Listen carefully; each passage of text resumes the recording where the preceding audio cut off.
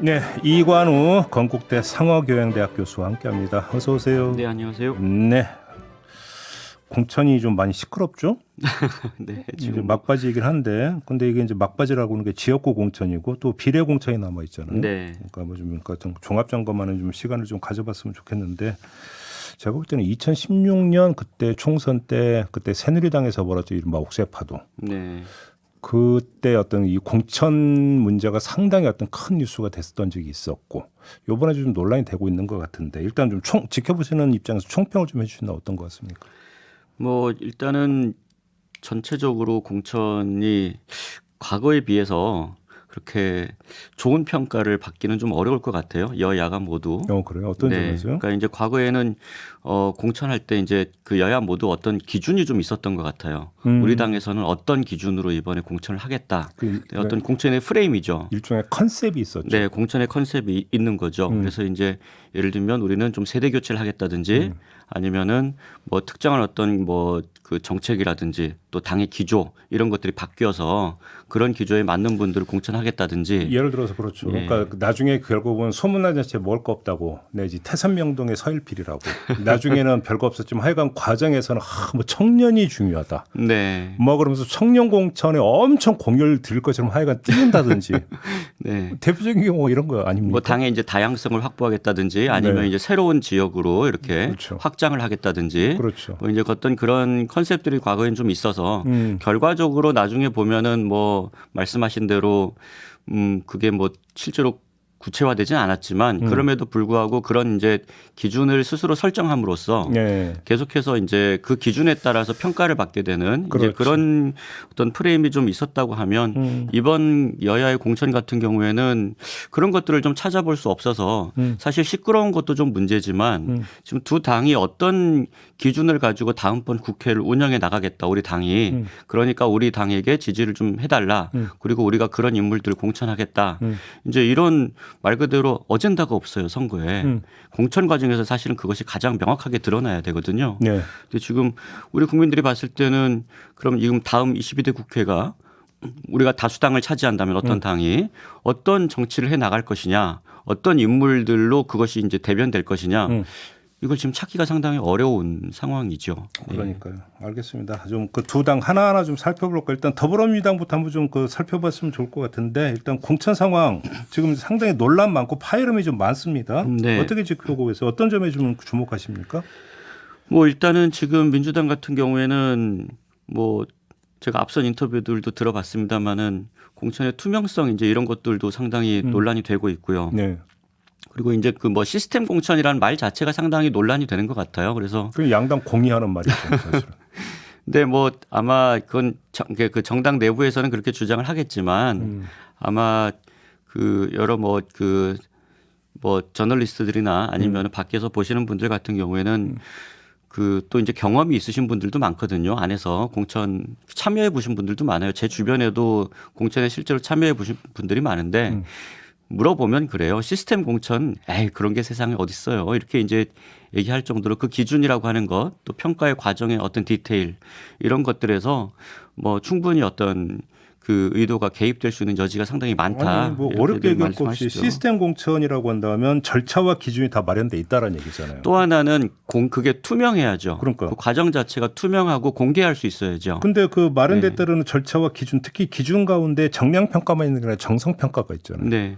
그럼 정성 평가라고 하는 것은 평가하는 사람들 마음이잖아요. 그리고 이제 내부적으로 이제 그 평가한 것을 얘기할 때도 예를 들면 정량 평가가 한 70% 이상을 차지하고 뭐 정성 평가는 한 25% 이하다 이렇게 이제 얘기를 한다고 하는데 그러면은 그 정량 평가를 봤을 때 저 의원이 정량 평가에서 나쁜 평가를 받기가 어려운데 아니, 그러니까 라고 바로 하는 의원들이 좀 있죠. 그러니까 왜 정성 평가를 하느냐가 문제가 아니죠. 정성 평가 네. 해야죠, 당연히. 정성 평가 당연히 필요하죠. 그러면 정성 평가의 결과가 얼마나 당사자한테 투명하게 그럼 전달이 돼가지고 네. 승복을 끌어내느냐 못하는 이게 중요한 거잖아요. 그런 거죠. 그러니까 내가 이 부분에서 정성 평가에서 아주 낮은 점수를 받았는데 그 부분은 내가 인정하겠다라든지 그러니까요. 아니면 그 과정 자체를 내가 받아들일 수 있다라든지 그래서 사실은 시스템 공천을 만약에 한다고 하면 그 과정과 절차 자체가 다 공개돼야죠. 사전에 합의가 되고. 그런데 끝날 때까지 알 수가 없고 나중에 이제 공개가 되는 시점은 이미 상황이 다 끝난 상황이기 때문에 시스템 공천을 각 정당이 말하려고 하면 그 시스템을 사전에 공개할 수 있어야죠. 그러니까요. 네, 그 적어도 당사자한테는 그 부분이 납득이 돼야 되는 부분이고요. 예. 그다음에 또 민주당 공천에서는 이제 하나가 보통은 이런 경우에 이제 이렇게 물갈이가 지금 민주당에서 보통 그 교체되는 뭐 비율이나 이런 성격을 보면 사실은 당 내부에서 얘기하는 대로 과거에서도 그런 정도 물갈이는 있었다. 언제나 공천에서 좀 이렇게 시끄러운 부분도 있었다. 사실 그 부분은 어느 정도 이해가 되는 부분이 있어요. 보통 한 현역 교체량 40% 안팎되니까 평균. 네. 예, 그렇죠. 오히려 못할 수도 있을 것 같아요. 숫자만 놓고 보면. 네, 그 정도 못할 가능성도 있어 보이고요. 예. 그런데 문제는 아까 말씀드렸던 대로 그 프레임이에요. 그러니까 어떤 기준에 의해서 물갈이를 하느냐라고 그렇죠. 하는 부분인데 예를 들면 그 부분에 있어서 제일 많이 얘기된 부분이 이제 당의 좀 혁신과 쇄신을 하고 당의 기득권을 가진 분들이 좀 그 부분을 내려놓고 그리고 이제 새로운 신진들이 많이 진출하고 이제 이런 부분들이 대체로 많이 이야기가 되는 건데 그러면 지금 당에서 누가 기득권이냐라고 했을 때 그 논란이 됐던 부분이 이제 전 정부에서 일하셨던 분들이나 정권 교체에 이제 그 어떤 책임이 있는 분들 대선 패배의 책임. 대선 패배의 책임 이제 이런 것들이 사실은 뭐 하나의 프레임이었다고 보는데 이분들이 그럼 당에서 기득권인가 현재에도 과거에는 물론 뭐 그랬다고 할 수 있지만 이런 부분들이 당 내에서 좀 합의가 되지 않는 것 같아요. 네. 네, 그러니까 그런 부분들이 지금 여전히 좀 시끄럽고 또 한편으로는 기득권을 내려놓는다라고 하는 부분을 했을 때 대체로 과거의 사례를 보면 지도부에 가까운 분들 중에서 좀 먼저 이렇게 그 기득권을 내려놓는 그런 모습들도 있었거든요.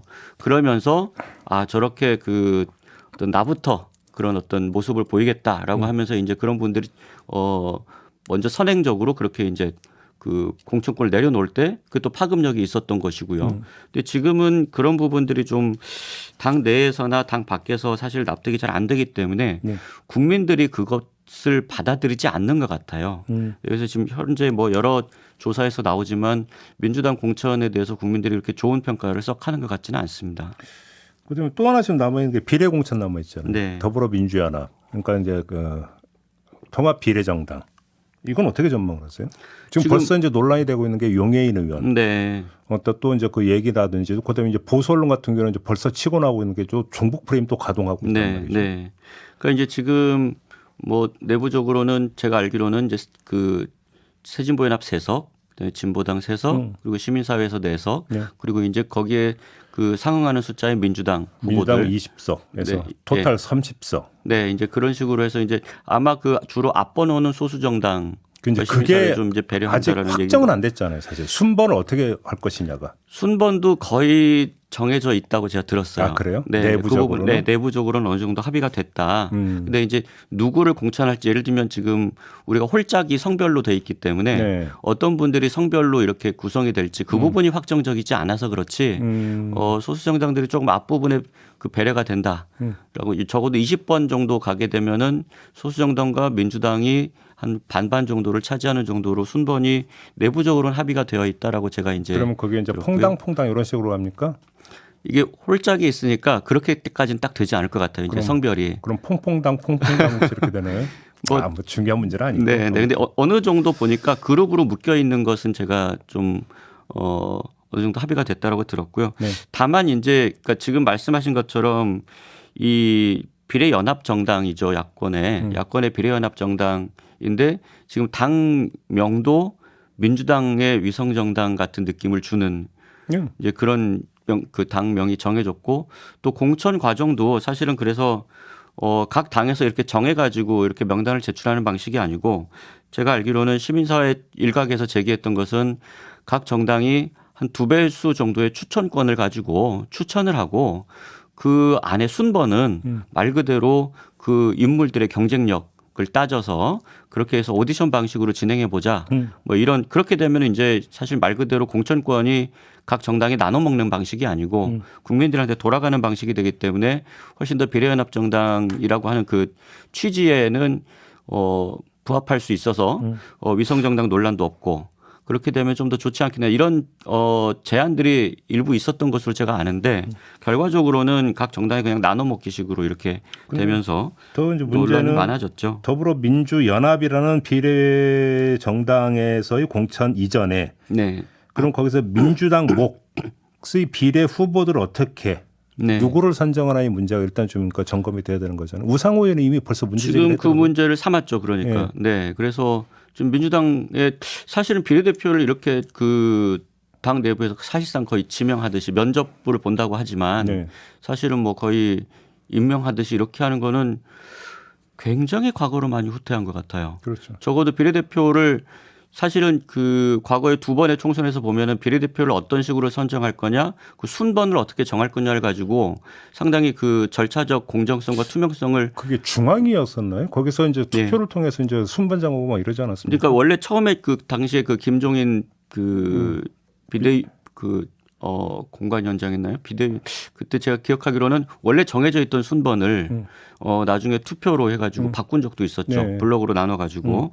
그래서 어쨌든 그 부분이 비례대표를 얼마나 투명하게 공정하게 뽑을 수 있을 것인가가 사실은 그 정당 그 비례정당에 그 어떤 투표에 영향을 줄 수 있는데 지금 민주당 같은 경우에는 우상호 의원이 웬만하면 최근에 이런 목소리를 내지 않는 편인데 이건 정말 문제가 있다. 그분이 총선 불출마 일찌감치 선언했던 분인데. 네, 그러니까 불출마까지 선언했기 때문에 당에 좀 최소한 분란을 일으킬 만한 얘기를 하지 않으려고 노력하는 것으로 알고 있는데 네. 이거는 좀 너무하다.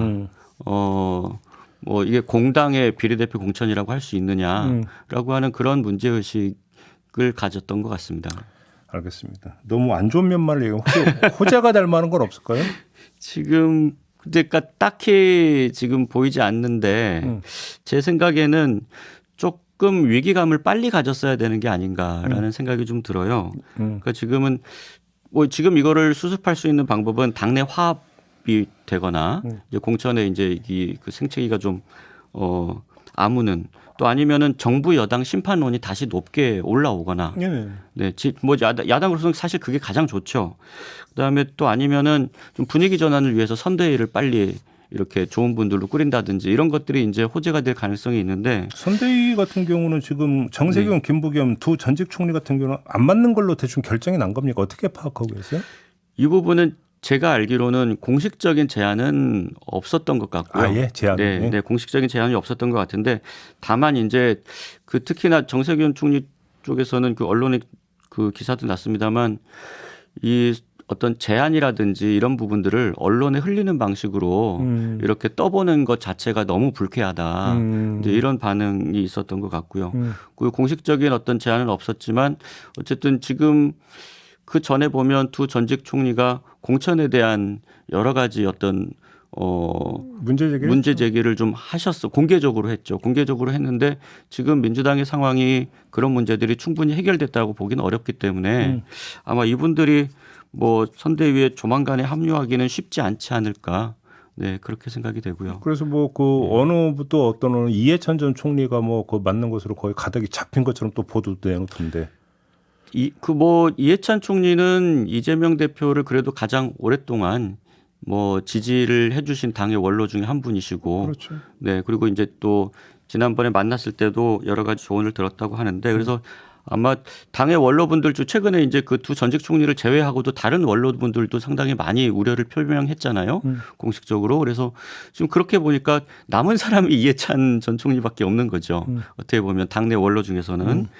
또 그렇게 되면 이해찬 총리가 또 지금 건강이라든지 이런 문제도 있으시고 하니까 혼자 하시기는 좀 어려울 것 같고 아마 뭐 또 학계나 뭐 이렇게 뭐 문화예술계나 또 이런 데서 같이 공동선대위원장을 하시고 아마 근데 그렇게 될 경우에는 가장 중요한 것은 이재명 대표가 공동선대위원장을 사실상 뭐 하게 되는 거겠죠. 뭐 그렇게 되겠죠. 예. 예를 들어 이해찬 그러니까 이재명 대표가 빠지고 다른 사람이 뭐 단독 그러니까 단독 선대위원장 이런 게 아니지 그럴 않습니까? 가능성은 현재로서는 높지 않을 것 같습니다. 그런 점에서 선대위원장이 누가 되느냐가 그렇게 큰 의미를 갖는 건지 잘 모르겠어요. 네. 그러니까 지금 아마 공동선대위 지금 3월 13일인가요? 공천이 끝나고 나면 그때부터 선대위 체제로 넘어간다고 하는데 실질적으로는 엊그제 종로에서 보여준 것처럼 이재명 대표가 다른 선대위원장이 있다고 하더라도 언론의 주목도가 굉장히 떨어질 거고요.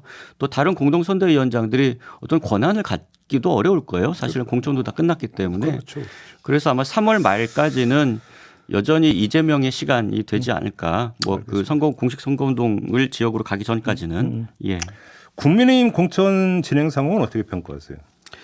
국민의힘의 공천이 사실은 내용적으로 잘 되었다고 보기는 어렵죠. 사실은 공천 어떤 그 후보들의 변화도 그렇게 많지 않고 또 뭐 소위 얘기하는 올드보이라고 얘기하는 그 뭐 다선 의원들, 네 다선 의원들이 상당히 많이 살아남았죠. 근데 그리고 쌍특검 표결하고 나서는 많이 편익이 떨어지는데. 그러니까 결국은 또 한편으로 보면 특검이 도와준 측면도 있는 것 같아요. 그러니까요. 네, 그러니까 민주당 쪽에서는 이걸 이제 그 정부 여당 압박용으로 이 그 특검법을 이렇게 쭉 지난 연말부터 추진해 왔는데 결과적으로 보니까 국민의힘 공천을 도와준 꼴이 됐어요. 그래서 이제 특검법이 이렇게 처리되기 전까지는 당내 분란을 만들지 말자라고 하는 게 오히려 좀 도움이 된 것 같고 그 부분을 국민의힘 지지자나 보수층 지지자들이 좀 이해한 것 같아요. 물갈이가 좀 많이 안 돼도 야 이거 어쩔 수 없지. 특검법이 이렇게 걸려 있는데 그리고 이제 또 하나는 그 말 그대로 이 TK 주류하고 그다음에 친윤 용산에 가까운 의원들하고 서로 공생하는 모양새가 결과적으로 좀 나왔거든요. 바로 그 지점에서 네. 우리가 이제 중간 점검을 하는 게 하나의 프레임이 또 다른 프레임을 낳는다라고 하는 이야기가 여기서 나오는 건데 네. 공천이 개시되기 전에 뭐 여야 가릴 거 없고 진보 보수 언론 가릴 것도 없이 국민의힘의 어떤 공천의 포인트를 어디에 뒀냐면 어떤 프레임 속에서 봤냐면 이른바 용해권 공천이 되느냐 안 되느냐 네. 모든 걸 여기에 맞춰서 봤어요. 네. 근데 여기에 맞춰서 보다 보니까 예를 들어서 어떤 현역 불패라든지 중진 불패가 나와버리다 보니까 네. 오히려 이제 그게 문제 없는 것처럼 어떤 또 2차 그렇죠. 프레임이 짜여버리는 네. 이런 그 결과가 빚게 되는 거지 않습니까? 그러니까 그 결과적으로 지금 봤을 때는 한동훈 비대위원장이 왔을 때 이제 말씀하신 그런 뭐 아주 그 친윤 공천이 이루어질 것이다라고 이제 하는 그런 프레임이 있었는데 근데 중간에 또 한번 해프닝이 있었잖아요. 윤한 갈등? 네, 그러니까 윤한 갈등이라고 하는 해프닝이 있으면서 뭔가 국민의힘이 용산의 아바타는 아니다라고 하는 느낌도 좋고. 그래서 이제 그때 또 예. 나온 게 그럼 윤한 갈등이 공천으로 그러니까 2라운드가 시작이 되느냐. 네. 또 이렇게 이제 그 프레임이 짜였던 부분인데 네. 그러니까 뭐냐면 그 지금 이대로가 조화가 돼버리니까 이 모든 프레임이 다 날아가 버리는 거예요. 네, 그러니까 그 한편으로 보면 저는 그 최근에 이재명 대표가 썼던 말 중에 혁신이라는 말이 키워드가 이제 들어왔던 게 보통 공천의 프레임은 혁신이에요. 그래야 그렇죠. 국민들한테 좋은 느낌을 주거든요. 인적 쇄신 이런 말을 많이 네, 하죠. 네. 그런데 결과적으로 보면 지금 국민의힘은 화합이 키워드가 된 것 같고 네, 민주당은 혁신이 키워드가 된 것 같은데 이렇게 되면 국민들이 아니 화합보다는 혁신이 훨씬 더 좀 긍정적인 총선에서 이제 영향을 줄 수 있는 그런 이미지인데 결과는 반대가 되어버렸거든요. 아까 얘기했던 이제 그게 컨셉이 없다 보니까 방향성이 없는 혁신이 혁신으로 비춰지지 않는 거죠. 네. 그런 점에서 오히려 네. 이제 그게 분란으로 비춰지는 그러니까 거기에 비해서 상대적으로 국민의힘 같은 경우에는 아니 공천이 이루어지는데 저렇게 조용하게 잘하는 공천 처음 봤다. 이제 이런 식으로까지 보수 지지층에서는 긍정적으로 이제 해석을 하는 거죠. 처음에는 갈등이 크게 벌어질까 봐 굉장히 걱정을 많이 했던 것 같아요. 보수 지지층이. 그러니까요. 네. 예를 들어서 이제 원외에 이제 예비 후보들이 좀 이제 반발이 있었어요. 네. 근데 아무래도 이제 그 무게감이라는 게 원내와 원외는 많이 다르잖아요. 많이 다르죠. 예, 네. 그런 점에서 특히나 이제 원내에서 특히나 이제 원내도 초선과 중진의 무게감은 다른 부분인데 네. 여기서 별로 파이름이 나지가 않으니까 네. 조용한 공천으로 비춰졌던 부분들이 좀 있다고 그리고 봐야 되죠. 이제 아까 그 민주당 상황하고 좀 다른 거 하나 말씀드리면은 어쨌든 그래도 장제원 의원이 불출마를 했잖아요. 예. 네, 이제 그런 부분들이 아니 친윤 중에 뭐 또 저렇게 그 기득권을 내려놓지 않지 않느냐라는 비난에서 조금 비껴날 수 있었죠. 장제원 의원이 큰 논란을 버스까지 그렇게 많이 동원하면서 했는데 시위를 했는데도 결국은 물러섰기 때문에 그런 부분들이 이제 또 당내에서 한꺼풀 그런 논란이 또 잠재워지는 계기가 되지 않았나. 네, 민주당에서 사실은 그런 부분 찾아보기가 좀 어려웠고요. 네. 이건 어떻게 보세요? 그러니까 이건 어떻게 보세요? 지금 개혁신당 있잖아요. 네. 김종인 이제 공천관리위원장이 이제 다시 합류하지 않았습니까? 효과가 좀 있을 거라고 보세요? 저는 뭐 지금 상황에서는 글쎄요, 김종인이라고 하시는 분이 상당히 과거에 등판할 때마다 뭐 매번 총선 때마다 이렇게 그 색깔을 다른 잠바를 갈아입으시면서 큰 영향을 주셨는데 아마 이번에는 쉽지 않지 않을까라는 생각이 좀 들고요. 예. 네. 그러니까 지금 그 여러 조사에서 보시면 국민의 지역구에서 국민의힘을 찍겠다는 분들이 비례해서 좀 갈라져야 되거든요. 비례해서 갈라져야 되는데 그 부분이 별로 갈라지지 않고 있고. 전통적으로 네. 그래 왔죠. 예. 네, 네. 그래서 아마 결국은 보수표를 얻어야 될 텐데 지금 뭐 그렇게 하기에는 지금 중량감이 없고 지금 그 개혁신당이 어떤 그 중도 보수의 표를 얻어가려면 결국 키워드는 유승민이었다. 이런 얘기들이 많이 나오더라고요. 아, 다시. 네, 네. 그건 어차피 유승민 의원이야 뭐 당 잔류 불출마 선언을 했기 때문에. 네, 네. 그래서 결국은 그 중도 보수가 움직일 수 있을 만한 그런 요인이 될 만한 후보군이 없다. 결국은 그 얘기는 네. 또 이준석 대표도 한계가 있다 이렇게 그 평가로 이어지는 건가요? 그렇죠. 이제 이준석 대표는 자기 고정 지지층은 항상 있어요. 20대, 30대 어떤 이제 남성 고정 지지층이 있고 그다음에 소위 갈라치기 정치 예를 들어서 이제 얻는 표가 있는데 그 부분이 사실은 그것만 가지고 하기엔 너무 적거든요. 그래서 뭐 제가 보기에 지지율이 아예 안 나올 것 같지는 않아요. 이제 이렇게 뭐 이렇게 저렇게 이제 그 지역구에서 뛰고 하기 때문에 근데 그 어떤 상당히 그 영향력은 제한적일 것이다. 의석수도 그렇게 뭐 스스로 기대하는 만큼 많지는 않지 않을까 그렇게 생각이 됩니다. 조국 혁신당에 저희가 조금 전 3부에서 좀 집중 분석을 했으니까 건너뛰도록 하고 네. 새로운 미래 있잖아요. 새로운 미래는 어떨 것 같습니까? 예를 들어서 지금 홍영표 의원이 오늘 탈당 선언할 것 같은데 네. 그래서 뭐 민주연대를 구성을 해서 새로운 미래로 합류를 한다고 한번 가정을 해보죠. 그럼 좀 네. 오를 것 같습니까? 지금 당장은 아마 좀 쉽지 않지 않을까라는 생각이 좀 들어요. 네. 근데 이제 아마 그 홍영표 의원뿐만이 아니라 이제 그러면 다른 같이 이제 탈당하거나 합류하는 의원들이 어느 정도 되느냐. 별로 많지 않을 것 네. 같은데. 뭐 이게 이제 변수가 될 것 같은데 가장 큰 변수는 임종석이었죠. 며칠 전에. 네. 네, 거기가 그랬고 그다음에 이낙연 대표 지금 광주에서 어느 정도 지지율이 나올 것이냐. 아마 제가 보기엔 출마 선언한 이후에 첫 번째 여론조사가 조금 기점이 되지 않을까라는 좀 생각이 들어요. 그래서 지금 큰 변수는 그 조국 신당 이전에는 말 그대로 이재명 대표의 민주당에 대해서 불만을 가진 분들이 비례를 여기를 찍을 가능성이 저는 있었다고 봐요.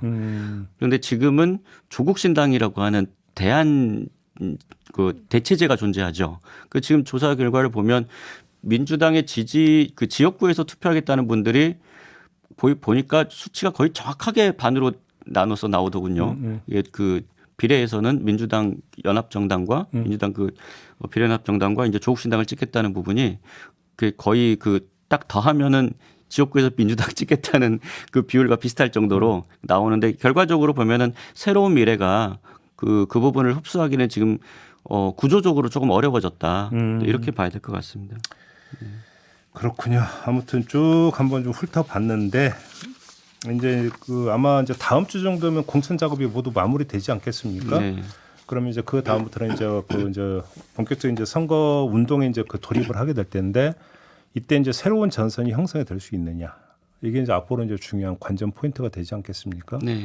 그런 점에서 놓고 본다면 의대 증원 문제는 선거 끝날 때까지 관통할 수 있는 하나의 핵심 이슈가 될 수 있다고 보세요. 어떻게 저는 보십니까? 될 수 있다고 봅니다. 그래요? 네. 누구한테 유리하다고 보십니까? 이건 뭐 당연히 정부 여당에게 유리한 지금 상황이고 이미 지금 그게 어느 정도 그 영향을 저는 주고 있다고 봐요. 뭐 윤석열 대통령 지지율이 오르고 있으니까. 지지율이 오르고 있는 것도 그렇고 그다음에 지금 엊그제 어제죠. 그 이재명 대표가 이제 그 기자회견도 그 자청에서 영등포에서 했는데 거기 다시 이제 보면은 정부 여당 심판론이죠. 야당의 가장 큰 프레임이 그걸 꺼냈는데 지금 의대 정원 문제를 가지고 정부가 저렇게 싸우고 있기 때문에 정부 여당 심판론이 지금 없어졌어요. 네, 그 부분이 지금 가장 큰 그러니까 그런 점에서 변화라고 민주당의 볼수 있고요. 대응 부분에 있어서 너무나 이제 의대 증원 문제에 대해서 너무나 안이하게 접근했던 거 아니냐. 초기에 거의 뭐 어떤 이게 없었잖아요. 저는 현재 민주당의 정책적인 부분에서 좀 민주당의 정체성을 잃어버렸다라고 생각하는 그 부분이 뭐냐면 전에 그 서울 메가시티 얘기가 나왔을 때 예. 네, 그때 그 부분에 대해서 민주당이 세게 싸우지 못했어요. 초반에 자기 입장을 정하지 못하고 그 부분이 사실은 민주당의 잠재적인 지지자들 입장에서 보면은 그럼 민주당이 뭐하러 있는 거야? 라는 생각이 들게 할 정도로 그때 애매모호한 태도를 취했고 이번에 의대 정원 증원 문제 관련해서도 사실은 문재인 정부 때도 추진하려고 했던 부분이잖아요. 그리고 지금 이건 사실은 지역 소멸 문제와도 관련이 있고 그리고 지금 사실은 이거 국민들의 민생 문제잖아요. 이게 아침에 소아과 이렇게 그 가서 대기한다고 하는 이런 뉴스들이 이미 많이 나와 있고 이런 경우에 있어서는 민주당이 우리들이 하려고 했는데 코로나 때문에 좀 하기 어려웠다. 적극적으로 찬성한다라고 해서 사실은 그렇게 되면 이게 쟁점이 안 되죠. 어떻게 보면. 그러니까 예를 들어서 오히려. 이런 거죠. 그러니까 윤석열 심판 구도로 가져가겠다. 그리고 그렇게 될 거다라고 하는 건 이제 뭐 그렇게 생각할 수 있죠. 그러면 문제는 이 구도가 계속 어떤 유지가 되기 위해서는 끊임없이 그 땔감이 제공이 돼야 되는 거고 네. 땔감이 바로 이슈거든요. 네. 그러면 윤석열 심판 구도를 계속 그 환기시키면서 강화시킬 수 있는 이슈 파이팅이 계속 돼야 되는데 네. 뭐 여권은 가만히 있습니까? 그걸 당연히 희석시키려고 하겠죠. 그런 부분에서 정말로 의대 증원이라고 하는 문제가 그 윤석열 심판 구도를 깨기 위한 희석시키기 위한 만약에 이슈로 띄워 올린 게 맞다면 여기에 적극 대응을 했어야죠. 민주당 같은 그렇죠. 경우. 그러니까 네. 예를 들어서 그게 이제 그 2012년 총선 때 경제 민주화라고 하는 것들이 핵심 이슈가 될 거라고 예상을 해서 박근혜 당시 대표가 비대위 꾸려가지고 김종인 그 비대위원 네, 이런 그렇죠. 사람 영입해서 오히려 맞불을 놓으면서 네. 그 이슈를 아예 소멸시켜버리는 이런 전략으로 가든지 네. 아니면 뭘로 하든지 간에 해야 되는데 그냥 손 놓고 있었던 거잖아요. 그러니까 저는 지금 말 그대로 말씀하신 게 그 아주 맞는 지적이라고 생각을 하는데 예를 들면 지금 의대 정원 증원 문제 같은 경우에는 시대 정신이에요. 말 그대로. 우리 국민들이 좀 지금 저출산 고령화 시대에 또 이제 지방 소멸 시대에 여러 가지 의료 여건이 나빠지고 있는 것들이 사실이잖아요. 그리고 지금 의대 전 지금 객관적인 데이터로 봤을 때도 여러 가지 OECD라든지 이런 기준에 봤을 때 우리나라 의사 수가 상당히 부족한 것 같다. 그리고 앞으로 점점 더 나이 드신 분들이 많아질 텐데 의료 소요가 높아지는 거죠. 그런 경우에 어떻게 국가가 대응할 거냐 이런 문제들에 대해서 저는 사실은 의대 증원 문제가 처음에 나왔을 때 말씀하신 대로 민주당이 여기에 지역 소멸 문제라든지 그다음에 인구 소멸 문제라든지 이런 것들까지 더해서 민주당이 더 이 부분에 대해서 강력한 정책을 가지고 있다라고 하면서 이 어떤 그 말 그대로 시대 정신에 부응하는 정책을 가져갔어야 되는데 프레임을 제가 보기엔 잘못 짰다고 봐요. 네, 그러니까 지난번 제가 말씀드렸던 것처럼 메가시티 문제라든지 그다음에 이런 의대 정원 문제라든지 이런 부분에 대해서 민주당이 과거만큼 그렇게 어떤 정책적인 정체성 그다음에 어떤 그런 그 대응력 이런 부분들이 조금 취약해졌다라고 하는 느낌을 저는 지울 수 없습니다. 네. 그러니까요. 그러니까 문제는 공천이 끝나면 이제 2라운드가 형성이 되는 건데 그 2라운드에서 기세를 누가 먼저 잡느냐. 네. 이 기선제압의 문제에 있어서 이미 작동이 되어 온 꽤 진행이 됐던 의대 증원 문제 같은 경우는 완전히 기선을 뺏겨버렸다. 민주당 같은 경우는 그리고 정부와 국민의힘은 확실하게 이제 그 기선을 잡았다. 네. 이 부분이고 오히려 여기서 이제 정치권이 어떻게 대응할 거의 문제가 아니라 의료계가 어떻게 대응하는지가 오히려 관건이 되어버리는 네. 이런 현상이 지금 빚어진 거잖아요. 이렇게 그러니까 놓고 본다면. 이제 사실은 제가 좀 그 근본적으로 지적하고 싶은 것은 이건데요. 원래 우리가 선거구 획정을 13개월 전에 하게 되어 있고 법정으로 선거법 1년 전에 하게 되어 있는데 그 이유를 좀 우리가 따져봐야 돼요. 그 이유가 뭐냐면 다른 나라에서도 비슷하게 그렇게 뭐 18개월 전, 15개월 전에 이렇게 그 후보자를 정하게 되는 그런 절차를 하는 나라들이 많거든요. 보통 한 1년 전쯤에는 하라는 거예요. 그렇게 룰을 정하고 하는 이유가 그때쯤 해가지고 후보자들을 좀 공천해가지고 국민들이 그 후보자가 내가 찍어야 될 후보자가 누군지 알고 그리고 그 후보자들이 내세우는 정책이 뭔지를 한 1년 정도는 지켜보고 그리고 나서 투표를 해야 우리가 민주적인 선거라고 할 수 있다는 거죠. 네, 네. 그래서 사실은 그런 것들을 법정으로 정해놨는데 지금 보시면 이번 주 주말인가요? 3월 10일 전후로 해서 이제 굉장히 많은 곳에서 후보 경선과 확정이 일어나는데 선거일 30일 전이에요.